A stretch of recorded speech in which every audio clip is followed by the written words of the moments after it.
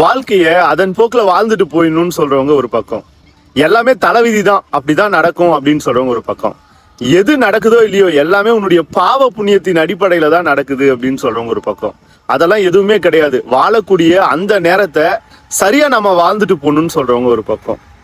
ஏங்க, அந்த வாழ்க்கை உங்களை எப்படி கூட்டிட்டு போதோ அந்த வழியில போங்க அப்படின்னு சொல்றவங்க ஒரு பக்கம்.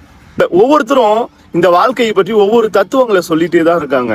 ஆனா எப்படி வாழ்றது அப்படின்றதுதான் தெரியவே இல்லை. நாம பாட்டுக்கு ஏகாந்தியா இந்த வாழ்க்கையில அப்படியே வாழ்ந்துட்டு போயிட்டே இருக்கோம். மற்றவங்கள பாக்குறோம், இப்படி இருந்தா நல்லா இருக்குமே நினைக்கிறோம், அவங்க நம்மள பாக்குறாங்க, இப்படி இருந்தா நல்லா இருக்குமே நினைக்கிறாங்க.